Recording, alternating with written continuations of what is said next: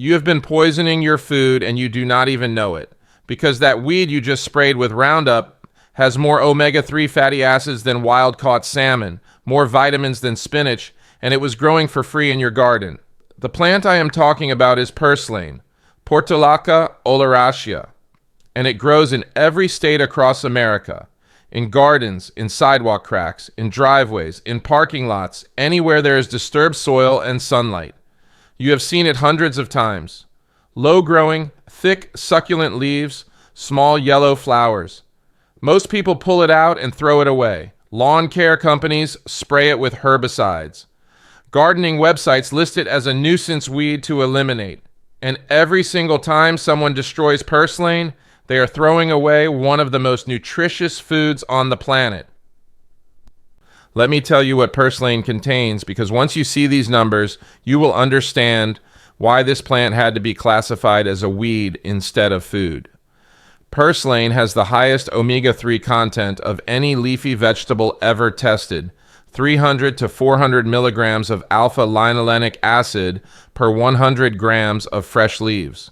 For comparison, spinach has almost none. Kale has almost none. Even flax seeds, which are considered high in omega-3, only contain about 200 milligrams per serving when ground. Purslane beats them fresh, raw, straight from the ground. To put this in perspective, a typical serving of wild-caught salmon provides about 500 milligrams of omega-3 fatty acids and costs anywhere from $8 to $15 per pound. A handful of purslane provides 300 to 400 milligrams and costs absolutely nothing. You can harvest it from your driveway. The supplement industry sells fish oil capsules for $20 to $40 per bottle, each capsule containing maybe 300 milligrams of omega-3. Or you can eat purslane for free and get the same omega-3 content, plus all the other nutrients that capsules lack. This is not just competitive nutrition. This is superior nutrition at zero cost. But it is not just omega-3. Purslane is loaded with vitamins. Vitamin A levels are higher than carrots. Vitamin C content rivals citrus fruits. Vitamin E is present in significant amounts. B vitamins, including riboflavin and niacin, are abundant. Purslane also contains glutathione, one of the most powerful antioxidants in human biochemistry. It has melatonin, which regulates sleep and acts as an antioxidant. It contains betalain pigments, the same compounds found in beets that have anti-inflammatory properties. The mineral content is equally impressive. Purslane has high levels of magnesium, calcium, potassium, and iron. It contains more iron per serving than many conventionally recommended iron-rich foods. The magnesium content supports cardiovascular health and muscle function. The calcium is bioavailable and easily absorbed by the body. And all of this nutrition is growing wild, completely free, requiring zero inputs, zero fertilizers, zero pesticides, zero water beyond rainfall. Now let me tell you why purslane had to be suppressed.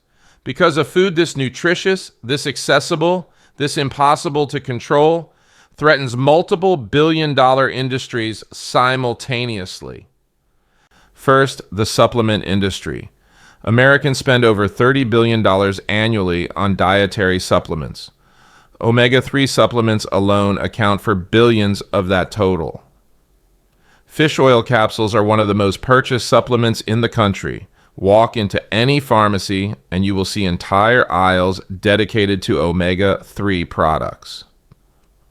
Different brands, different dosages, different formulations, all selling the same basic nutrient that purslane provides for free.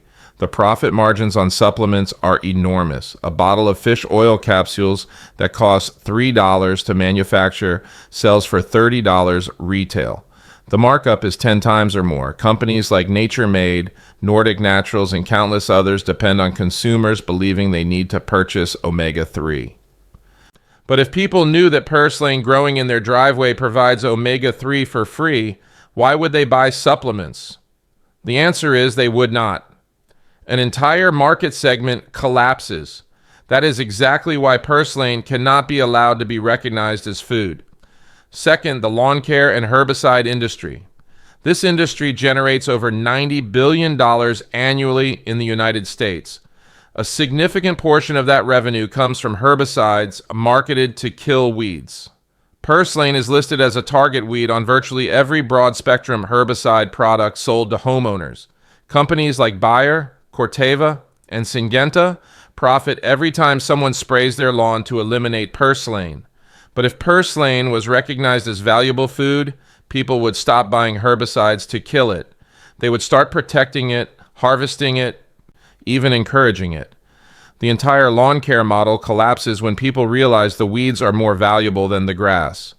Third, the commercial agriculture and grocery industry. Purslane grows without cultivation. It appears on its own. It requires no planting, no maintenance, no irrigation systems, no machinery. If people harvested purslane instead of buying greens from grocery stores, that is lost revenue. Spinach, kale, arugula, all of these products generate billions in sales. Purslane threatens that entire market because it is nutritionally superior and costs nothing. The food system depends on scarcity and dependence. Purslane represents abundance and independence. Fourth, the pharmaceutical industry has an indirect stake in keeping purslane suppressed. Omega-3 fatty acids are essential for cardiovascular health, brain function, inflammation reduction, and overall wellness. Deficiency in omega-3 contributes to heart disease, depression, cognitive decline, and chronic inflammation. These conditions generate enormous pharmaceutical revenue. Statins for heart disease, antidepressants, anti-inflammatory drugs, all of these medications treat problems that adequate omega-3 intake could prevent or reduce. If people had easy access to free omega-3 through purslane, pharmaceutical sales would decline. That is not speculation. That is basic economics. Now let me tell you about the historical suppression of purslane. This plant did not suddenly become a weed. It was deliberately reclassified to serve industrial interests. Purslane has been eaten by humans for thousands of years. Archaeological evidence shows it at ancient sites across Europe, Asia, and the Middle East. It was cultivated in Egypt, mentioned in Greek and Roman medical texts, used in Chinese medicine for centuries, and is still eaten today in Mexico as verdolagas and throughout Mediterranean cultures. In early America, purslane was recognized as food. Colonial gardens grew it. Native Americans harvested it. But as industrial agriculture developed, purslane was reclassified. Why? It did not fit the industrial model. It could not be controlled, patented, or sold repeatedly. It grew on its own and gave people food independence. Agricultural Extension Services listed purslane as a weed by the early 20th century. Chemical companies marketed herbicides targeting it. By the 1960s, it was firmly established as undesirable. By the 90s, entire generations had grown up never knowing purslane was edible. This erasure was systematic. Reclassify valuable plants as weeds. Teach people to fear them. Market chemicals to kill them. Remove them from catalogs. Within 2 generations, the knowledge is gone. People forget their great-grandparents ate purslane regularly. They only know what they have been taught, which is that purslane must be destroyed. Let me give you scientific backing. Research from the University of Texas found purslane has the highest omega-3 content of any green vegetable tested. The Journal of the American College of Nutrition confirms significant alpha-linolenic acid levels that convert to eicosapentaenoic acid and docosahexaenoic acid in the body. Greek studies showed purslane consumption correlates with lower heart disease rates in populations that still eat it. Studies on antioxidant content rank purslane among the highest of all vegetables. Betalain pigments show anti-inflammatory and liver protective effects in laboratory tests.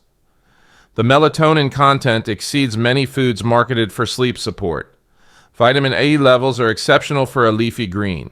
This research exists in peer-reviewed journals but is not promoted because purslane cannot be controlled or sold at premium prices. Now let me tell you how to identify and use purslane, because this information could change your relationship with your garden, your yard, and your food supply. Purslane is easy to identify. It has thick, smooth, succulent stems that are often reddish or purplish. The leaves are small, paddle-shaped, and arranged alternately or in clusters. They are fleshy and slightly rubbery to the touch. The flowers are small, yellow, with 5 petals, and they open in the morning. Purslane grows low to the ground, spreading outward rather than growing tall. It forms dense mats in ideal conditions. The taste of purslane is mild, slightly tangy, with a lemony flavor and a bit of saltiness. The texture is crisp and succulent, similar to cucumber. You can eat purslane raw in salads. You can saute it like spinach. You can add it to soups, stews, omelets, or stir-fries. You can juice it. You can blend it into smoothies. You can pickle it. In Mexican cuisine, it is cooked with tomatoes, onions, and chilies. In Greek cuisine, it is used in salads with feta and olives. The versatility is limited only by your knowledge and creativity. Here are some specific preparation methods. Raw purslane makes an excellent addition to green salads, providing crunch and nutrition that lettuce cannot match. Sautéed purslane cooks down like spinach, but retains more texture. Add garlic, olive oil, and lemon for a simple side dish. Purslane soup is traditional in many cultures, blended with potatoes and onions for a creamy base. You can dehydrate purslane leaves and crumble them into powder to add to smoothies. The stems and leaves can be fermented like sauerkraut, creating probiotic-rich food that stores for months. Harvesting purslane is simple. You can cut the stems and leaves, leaving the roots to regrow. Or you can pull entire plants if you want to clear an area. Purslane grows rapidly, especially in warm weather. A patch you harvest today will regrow within a couple of weeks. It produces continuously from late spring through fall in most climates. In warmer regions, it can grow year-round. And because it thrives in neglected, disturbed soil, you often find the best purslane in places where nothing else is growing well. From a food security perspective, purslane is invaluable. It grows without inputs. It tolerates drought. It appears reliably every year once established. And it provides nutrition that most people are deficient in, particularly omega-3 fatty acids. In a scenario where food systems are disrupted, where grocery stores are not accessible, where commercial agriculture breaks down, purslane could be the difference between malnutrition and adequate nutrition. This is not exaggeration. This is historical fact. Purslane has sustained populations during food shortages for thousands of years. It can do so again. As food prices rise and economic instability increases, plants like purslane will be rediscovered. People will recognize the most nutritious foods grow wild, free, accessible to anyone. Foraging communities teach purslane identification. Permaculture advocates promote it. People understanding food systems plant it intentionally despite weed classification. Purslane is nearly impossible to eradicate. Seeds remain viable in soil for years. It spreads through seeds and stem fragments that root on contact. This plant survived thousands of years of human control attempts, industrial agriculture, and synthetic herbicides. It will outlast suppression systems because purslane needs no permission to grow. The herbicide industry markets products specifically to kill purslane. Glyphosate-based herbicides listed as a target. Billions are spent annually trying to eliminate it. Yet it keeps growing because purslane thrives in disturbed conditions where other plants fail. Perfectly adapted to environments humans create through development and landscaping. Purslane represents a fundamental challenge to control systems. You cannot patent it, engineer dependency into it, force annual purchases, create scarcity, or eliminate it despite chemical warfare. Purslane refuses control. In a world where food control foundations economic and political power, that makes purslane dangerous to profits, not health or ecosystems. Classifying purslane as noxious is not about ecological risk. It is native or naturalized worldwide, not invasive in displacing species or causing environmental harm. It grows in disturbed areas where other plants struggle. Classification justifies control measures, gives legal backing to herbicide use, reinforces the narrative that purslane is a problem rather than resource. This is regulatory capture. Industries profiting from purslane suppression influence regulations defining it as undesirable.